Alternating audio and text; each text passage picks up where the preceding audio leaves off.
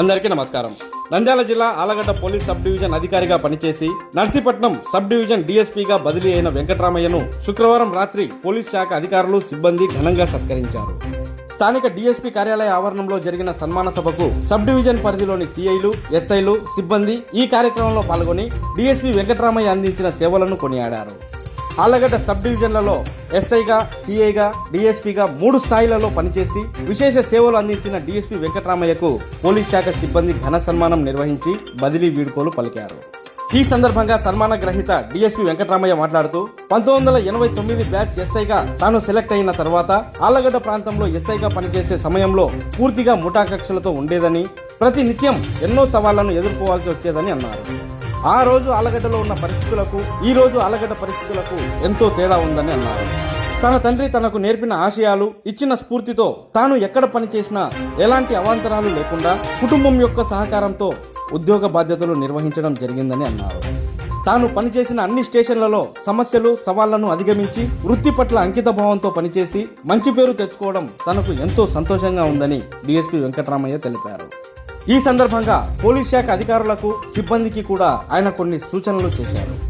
క్రమశిక్షణకు మారుపేరైన పోలీస్ శాఖలో పనిచేసే అధికారులు, సిబ్బంది అందరూ ఒకవైపు వృత్తి ధర్మాన్ని నిర్వహిస్తూనే మరోవైపు కుటుంబం, పిల్లల పెంపకం విషయంలో కూడా శ్రద్ధ చూపాలని డీఎస్పీ వెంకటరామయ్య సూచించారు. ఇంట్లో గృహిణి సహాయ సహకారాలు లేనిదే మన ఉద్యోగ బాధ్యతలు కూడా సాఫీగా నిర్వహించలేమని, పిల్లల చదువుల విషయంలో కూడా ప్రతి తండ్రి బాధ్యత తీసుకోవాలని అన్నారు.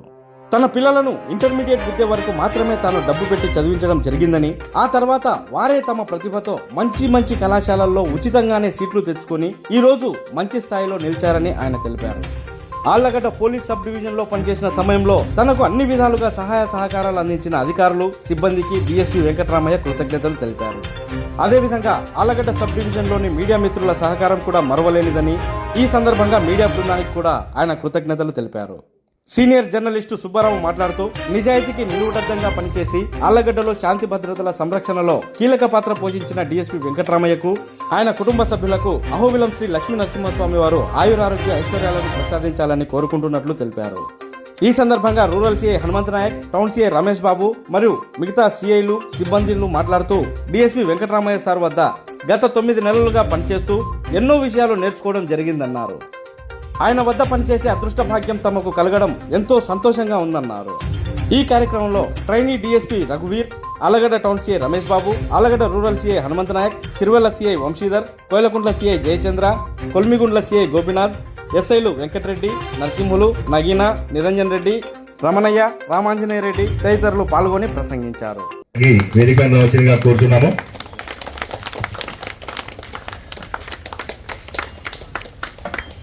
సార్కి పుష్పగుచ్చము ఇవ్వాల్సిందిగా నగిన ఎస్ఐ గారికి కోరుకుంటున్నాం.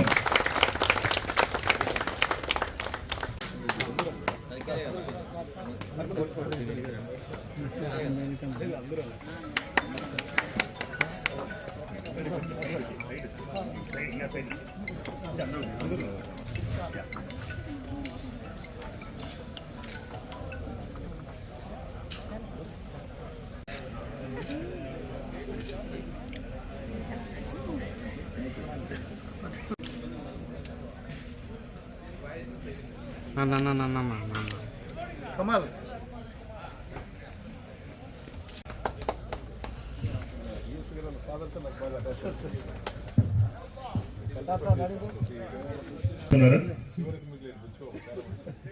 చివరికి మిగిలేది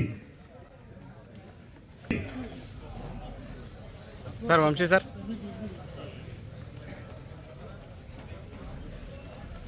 మిగతా వాళ్ళు కూడా అందరూ తీసుకోండి, మిగతా సర్కిల్ వాళ్ళు కూడా, ఎస్ఐలు అందరూ కూడా తీసేసుకోండి.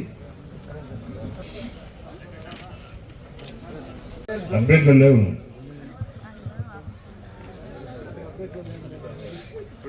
సార్ ఎటు చూడండి సార్. అదేవిధంగా మన టీం రెడీగా ఉండండి. శాల్వాలు గోపినాథ్ రెడ్డి గారు సన్మానిస్తారు.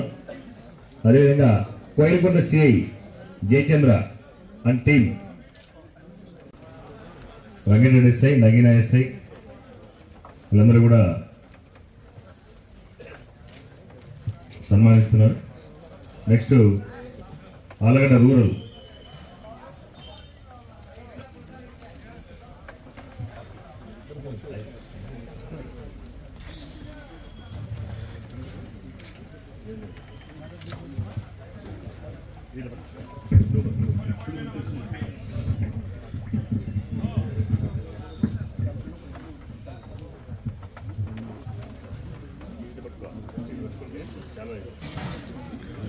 సార్ ముగ్గురు ఒకసారి చూడండి సార్.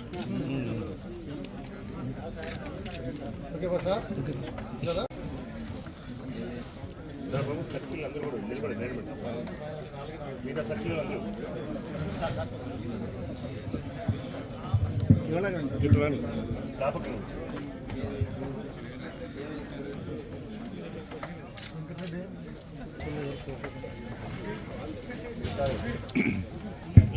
మిగతా అధికారులు రామకృష్ణారెడ్డి, ఉయ్యాలవాడ, ఏఎస్ఐ, అదేవిధంగా నరసింహులు వీళ్ళందరూ కూడా సన్మానిస్తున్నారు.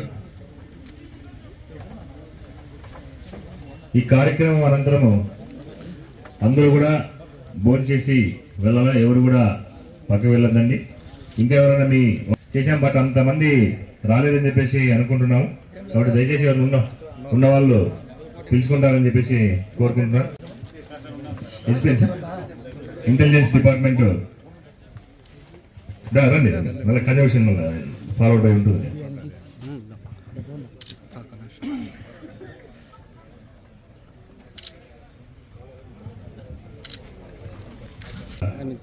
మీ శిష్యులు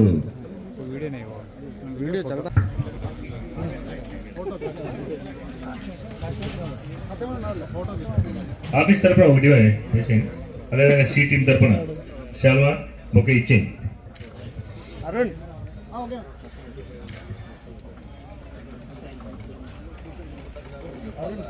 వచ్చి సార్ కలిసొచ్చు, ఫోటో దిగొచ్చు.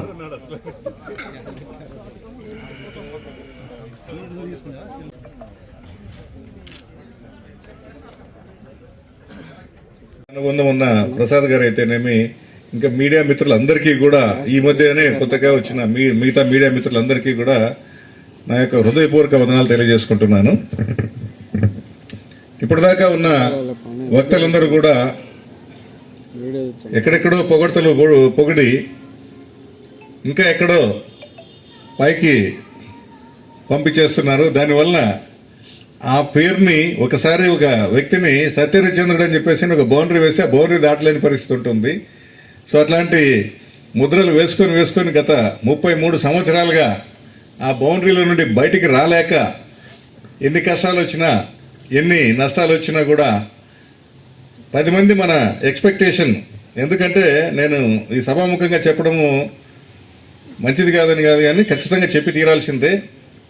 మంచివాడైనా చెడ్డవాడైనా ఒక వీడ్కోలు సభలో ప్రతి ఒక్కరు కూడా సినిమాలో లాగా ఎవరికి అన్ని హీరో క్యారెక్టర్స్, సినిమా చూస్తే అన్ని హీరో క్యారెక్టర్సే ఉంటాయి, విలన్కేమో అన్ని చెడు క్యారెక్టర్సే ఉంటాయి. అట్లా ఎవరికి ఉండవు. సమయం సందర్భాన్ని బట్టి కొన్ని చెడు లక్షణాలు కూడా బయటపడుతూ ఉంటాయి. అయితే by the grace of God డిపార్ట్మెంట్కి వచ్చినప్పటి నుంచి కూడా ఒక బౌండరీ అనేది నాకు ఫిక్స్ అయ్యడం జరిగింది. దానికి తోడు ఈరోజు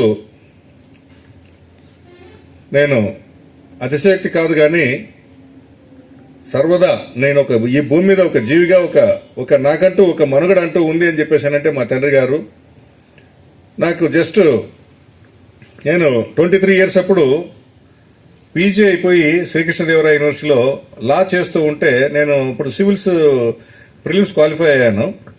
ఆళ్ళగడ్డ అంటే ఇక్కడ ఏదేదో జరుగుతూ ఉందని చెప్పేసి రాష్ట్రం అంతా కూడా చూస్తూ ఉంటుంది. కానీ ఇక్కడ జరుగుతున్నటువంటి వాస్తవాల్ని కరెక్ట్గా చూపించడంలో ఆళ్ళగడ్డ ప్రెస్ పీపుల్, నేను రాయలసీమ అంతా చూశాను, బట్ ఆళ్ళగడ్డ ప్రెస్ పీపుల్ నిజంగా హ్యాట్సప్. మనం అందరూ కూడా చెప్పుకోవాల్సిన అవసరం ఉంది. ఎందుకంటే ఇక ఏదో జరుగుతుందని చెప్పేసి కొంతమంది యాంగ్జైటీగా ఇక్కడ ఏదేదో వేస్తుంటారు న్యూస్, బట్ ఇలాంటి పరిస్థితుల్లో ఇక్కడ అట్లాంటి పరిస్థితులు ఎప్పుడు కూడా తీసుకురాలేదు. ఏదైనా ఉంటే వాస్తవాలు ఏదైతే ఉంటే అది మాత్రమే చూపిస్తూ ఉంటారు. అదేవిధంగా ఏదైనా ఉన్నా కూడా డిపార్ట్మెంట్తో కన్సల్ట్ అయ్యి ఏం సరే ఇలా జరిగిందంటే ఎంతవరకు వాస్తవం అని చెప్పేసి అడగడం జరుగుతుంది. అది నిజంగా అందరూ కూడా పేరు పేరున అందరికి కూడా నేను ఈ విధంగా ఈ సందర్భంలో నేను కృతజ్ఞతలు తెలుపుకుంటున్నాను. అవన్నీ కాదే నేనైతే ఒక్కటే లాస్ట్ 9 months నుంచి సార్తో వర్క్ చేస్తున్నాను. సారు పేరు గతంలో చాలా మా ఏరియాలో వర్క్ చేశాడు, వింటూనే ఉన్నాం. కానీ సార్లో మేము ఒకటే గమనించాం, లీడర్. ఎందుకనంటే ఎవరైనా ఏదైనా ఉండొచ్చు, లీడర్ అనే వ్యక్తి ఆ పోస్టుని బట్టి రాదు, అతనిలో ఉన్న వ్యక్తిత్వాన్ని బట్టి, అతను ఇచ్చే ఆర్డర్స్ని బట్టి, అతను ఇచ్చే కమాండింగ్ బట్టి, అతని నాలెడ్జ్ని బట్టి, రకరకాల ఆఫీసర్ యొక్క ఉన్నతమైన వ్యక్తిత్వాన్ని బట్టి ఆ లీడర్గా ఉంటాడు. ఆ లీడర్ ఏ విధంగా ఉంటాడంటే ఆయన యొక్క లక్షణాలని ఆయన ముందర ఉన్నటువంటి ఆయన అనుసరించేటువంటి వాళ్ళందరికీ పంచే వ్యక్తిగా ఉంటాడు. ఖచ్చితంగా నేనైతే ఈ 9 నెలల్లో సార్తో ఆ లక్షణాలన్నీ ఖచ్చితంగా నేర్చుకున్నామని చాలా అనుకుంటున్నాం. ఎందుకంటే మనం ఫ్యూచర్లో పోలీస్లో ప్రతి డిపార్ట్మెంట్లో ఏ ర్యాంక్లో మొదలైనా వాళ్ళకి ప్రమోషన్స్ అంటూ వస్తూనే ఉంటాయి. పోయే కొద్దీ ఖచ్చితంగా మనం రకరకాల ఆఫీసర్స్తో వర్క్ చేస్తుంటాం, రకరకాల ప్రజలతో వర్క్ చేస్తుంటాం. ప్రతి ఒక్కరితో మనం నేర్చుకుంటూ పోవాలి. అవి అందరితో మనకు దొరకవు. ఆ దొరికే ఆఫీసర్స్లో సారు ప్రథమంగా ఉంటాడు. ఎందుకంటే అలా మనం చూస్తూ ఉంటాం, ఎక్కడ చూస్తున్నాం, కర్నూలు జిల్లాలో ఒక ట్రబుల్ షూటర్ అంటే ఉమ్మడి కర్నూలు జిల్లాలో ట్రబుల్ షూటర్ అనే పేరు సార్కి మాత్రమే ఉంది. నాకు తెలిసి ఏరియా ఆఫీసర్స్కి ఎవరికి లేదు. ఎందుకంటే అక్కడ కర్ణాటక బార్డర్ నుంచి ఇక్కడ శ్రీశైలం వరకు చూసుకున్నా, ఇక్కడ ఈ కడప బార్డర్ వరకు ఎక్కడ చూసుకున్నా కూడా ఎక్కడ ఏ సమస్య వచ్చినా, ఎందుకంటే సారు గత 30-32 సంవత్సరాల నుంచి ప్రతి ఏరియాలో పనిచేశాడు. ప్రతి ఏరియా మీద ఇందాక నరసింహ చెప్పాడు, ఆలగడ్డలో పనిచేసినాడు కాబట్టి పనిచేసినాడనే కాదు, జిల్లాలో ఏ పేరు చెప్పినా ఎక్కడ ఏమి చెప్పినా సార్కి ఆ బార్డర్ వరకు మొత్తం ఒక పట్టు, ప్రతి విలేజ్ ప్రతి లీడర్ మీద ఆ పట్టు ఉంది. మేము ఎందుకంటే సార్ దగ్గర వర్క్ చేస్తున్న ప్రతిసారి వచ్చి కూర్చుంటే ఏదో ఒకటి ఆ రోజు నేర్చుకుని వెళ్తూనే ఉంటాం. ఓకే, సార్లో ఇది ఉంది, ఇది సార్ దీన్ని చూశారు కాబట్టి మనం దాన్ని నేర్చుకోవాలని. ఇతర ఆహ్వానితులందరికీ నమస్కారం. నేను ఇక్కడ జిల్లాలో ట్రైనింగ్కి వచ్చినప్పుడు మామూలుగా అందరు చెప్తూ ఉంటారు, మీరు పలానా ఆఫీసర్ దగ్గర ట్రైనింగ్ చేయండి సార్, లేదంటే పలానా ఆఫీసర్ దగ్గర చేయండి సార్, మంచి నాలెడ్జ్ వస్తుంది, మంచి పని నేర్చుకుంటారు అని. అలా నాకు చెప్పిన వాళ్ళందరిలో అందరూ కూడా వెంకటరామయ్య సార్ పేరే చెప్పారు, 10 మందికి పైగా. ఎప్పుడెప్పుడు ఆళ్ళగడ్డకు వస్తానా అని, ఎప్పుడెప్పుడు ఇక్కడ ట్రైనింగ్ చేస్తానా సార్ దగ్గర అని ఎదురు చూస్తూ ఉండడం జరిగింది. అలా యాన్యువల్ క్రైమ్ మీటింగ్లో నంద్యాలలో ఒకసారి సార్ మాట్లాడినప్పుడు పాక్సో కేసు గురించి డిస్కషన్ జరిగింది. అప్పుడు సార్ చూపించిన కాన్ఫిడెన్స్ కానీ, సార్ మాట్లాడిన క్లారిటీ కానీ నన్ను చాలా ఇన్స్పైర్ చేసింది. ఒక ఆఫీసర్కి నాలెడ్జ్ పరంగా పట్టుంటే అతను తీసుకునే డెసిషన్స్లో కానీ, లేదంటే మాట్లాడే మాటలో కానీ ఎంత కాన్ఫిడెన్స్ కనిపిస్తుంది, ఎంత కరేజ్ కనిపిస్తుంది. సీనియర్ ఆఫీసర్స్ అయినా కూడా, ఎంత వారు ముందున్నా కూడా అక్కడ ప్రాసిక్యూటర్స్ ఉన్నారు, డైరెక్టర్ ఆఫ్ ప్రాసిక్యూటర్ ఉన్నారు, వాళ్ళని కూడా ఎదిరించి నాలెడ్జ్ పరంగా ఆర్గ్యూ చేశారు. ఆ ఇన్సిడెంట్ మాత్రం నన్ను చాలా ఇన్స్పైర్ చేసింది. ఇంకోటి, సార్తో మాట్లాడినప్పుడు ఒక సీఎం ఇన్సిడెంట్ చెప్పినప్పుడు సార్ ఎలా యాజ్ పర్ లా వెళ్ళారు, బై బుక్ అలా సాధ్యం కాదు అని ఎలా కాన్ఫిడెంట్గా చెప్పారు, అది ఎంతవరైనా కానీ ఎలా తిప్పికొట్టారు అనేది, ఆ యాటిట్యూడ్ నన్ను చాలా ఇన్స్పైర్ చేసింది. ఒక మనిషికి నాలెడ్జ్ ఉంటే ఆ నాలెడ్జ్ వల్లనే ఇందాక చెప్పినట్టు కరేజ్ వస్తుంది, కరేజ్ వల్లనే కాన్ఫిడెన్స్ వస్తుంది, ఆ కాన్ఫిడెన్స్ ఒక క్యారెక్టర్ని బిల్డ్ చేస్తుంది అనేది నాకు సార్ని చూస్తే అర్థమైంది. ఒక్క సార్ క్లాస్ తప్ప. ఎందుకంటే సార్ ఒక్కడే పుస్తకం చూడకుండా ఏదో చూడకుండా క్లాస్కి వచ్చి క్లాస్ అర్థమైనట్టు చెప్పడం కానీ, ఎగ్జాంపుల్స్ కానీ, దానికి లైవ్ ఎగ్జాంపుల్స్ కానీ ప్రతిదీ చెప్పేది. మిగతాలంతా పుస్తకం చదువుకొని వెళ్ళిపోయి ఆ చదువుకునేది మనమే చదువుకోవచ్చులే అని చెప్పేసి అవుట్డోర్లో అలసిపోయినంతా బాగా పడుకునే వాళ్ళం సార్. మీ గురించి అయితే మాత్రము అక్కడ మెన్ కానీ, అవుట్డోర్ ఉండే స్టాఫ్ కానీ అంతా కథలుగా చెప్పేవారు సార్ గురించి, వాళ్ళ ఫ్యామిలీ హిస్టరీస్ గురించి అంతటికి. మేము అప్పుడు సార్ వాళ్ళతో మాట్లాడాలన్నా ఏం చేయాలన్నా భయంగా ఉండేది. మేము ఉన్నప్పుడే పరిటాల రవి సార్ని అక్కడ హత్య చేసింది కూడా అప్పుడంతా మేము బయట బందోబస్తుకి వెళ్ళాము. సార్ వాళ్ళ డైరెక్షన్లోనే బయట బందోబస్తులు చేయడం కానీ అన్నీ చేసామండి. తర్వాత మళ్ళీ సార్ని ఒకసారి కర్నూలుకి మేము ఎస్ఐ సెలక్షన్స్ వచ్చిన తర్వాత సార్ డిపార్ట్మెంట్ నుండి బయటకు వెళ్ళిపోయి అక్కడ గెస్ట్ హౌస్ దగ్గర ఉన్నారు. ఆ రోజు సార్ని గుర్తుపట్టరా అని చెప్పి, సార్ మేము పలానప్పుడు ట్రైనింగ్ సార్ అని కానీ గుర్తుపెట్టి ఎలాగున్నారు ఏమని చెప్తున్నారు. సంతోషం సార్, ఆ విధంగా మమ్మల్ని ఎంత రిసీవ్ చేసుకున్నందుకు. ఇచ్చిన వెంకటరామయ్య డిఎస్పీ సార్ గారికి, ప్రొఫెషనల్ డిఎస్పీ సార్ గారికి, ఇతర అధికారులకు, వేదిక ముందున్న ఎస్ఐలకు, సిబ్బందికి, మీడియా మిత్రులకు నా నమస్కారములు. వెంకటరామయ్య సార్ దగ్గర చాలా తక్కువ సమయం పనిచేసే అవకాశం మాత్రమే దక్కింది మాకు. మేము ఇక్కడ రిపోర్ట్ చేసుకున్న టైంకి సార్కి అప్పటికే ట్రాన్స్ఫర్ వచ్చినందువల్ల మేము పనిచేయలేకపోయాము. ఈ 3-4 రోజుల్లో సార్తో పాటు 2 సార్లు మాత్రమే మేము మాట్లాడడం జరిగింది. ఈ 2 సార్లలో మేము అబ్జర్వ్ చేసిన విషయాలు మీకు చెప్తాము. అందరూ చెప్పిన విషయాలే, ఇంతవరకు అందరూ చెప్పిన విషయాలే. ఈ తక్కువ సమయంలోనే సార్ గురించి మేము అబ్జర్వ్ చేసిన విషయాలు చెప్తున్నాము. అయితే సారు గురించి నాకు తెలుసు. సారు నాకు పరిచయం లేకపోయినా కూడా సారుకు ఇక్కడ రాయలసీమలో ఉన్న నేమ్ కానీ ఇదంతా నాకు తెలుసు. నేను వచ్చిన ఈ తక్కువ డేస్లో సార్ దగ్గర నేను తెలుసుకున్నది, సారుకున్న ఓపిక, మేము ఏదైనా ఫోన్ చేసి చెప్పినా బాగా రిసీవ్ చేసుకోవడం కానీ, దానికి సంబంధించి ఏదైనా నాకు గైడెన్స్ ఇవ్వడం కానీ, తర్వాత మేము చేసే పనిలో దాని గురించి సుపీరియర్ ఆఫీసర్స్కు కన్వే చేసే విధానం కానీ, మరి సిబ్బంది అందరికీ సపోర్ట్గా ఉంటూ సుపీరియర్ ఆఫీసర్స్ దగ్గర ఎటువంటి ప్రాబ్లమ్స్ కానీ నిందలు కానీ లేకుండా సారు చాలా సపోర్ట్గా చేశాడు. సంతకం పెట్టేటప్పుడు ఒక పేపర్ మీద సంతకం పెడుతున్నామంటే దాన్ని ఒకసారి పూర్తిగా చూసి చదివి అది ఎంత కరెక్ట్ ఉంది, ఒక 5 నిమిషాలు లేట్ అయినా పర్లేదు కానీ చూసి సంతకం పెట్టి ఆ తర్వాతే చేయాలన్నది సార్ దగ్గర బాగా నేర్చుకున్నా. సార్ చాలాసార్లు మమ్మల్ని అనేవాడు, మీరు కొత్త పిల్లలయా, మీరు లేజీ పిల్లలు, మీకు అసలు భయమే లేదు, ఓపికే ఉండదు, మీరు ఉండాలా, మీరు ఇంకా చాలా రోజులు ఉంటారు డిపార్ట్మెంట్లో, ఓపిక తెచ్చుకొని ఉద్యోగం చేయాలా, ఊరికే ఏదో అదరాబదరా చేసేస్తే అప్పటికప్పుడు అయిపోద్ది కానీ చాలా ఇబ్బంది వస్తుంది, మీకు ఇబ్బంది ఉంటుంది, ఉద్యోగం చేసే వాళ్ళకి ఇబ్బంది ఉంటుంది, అవతల బాధితులకు కానీ వాళ్ళు ఇబ్బంది పడతారు, జాగ్రత్తగా చేయాలనేది చాలా సార్ దగ్గర చాలా నేర్చుకున్నాను. ఇంకొకటి ఏదైనా ఒక విషయం కానీ ఏదైనా డిస్ట్రిక్ట్ లెవెల్ ఏదైనా జరుగుతుంటే అందరూ ఎవరో ఒక సబ్ డివిజన్ చేస్తారో ఆ తర్వాత మనం చేద్దాంలోనే ఉంటారు.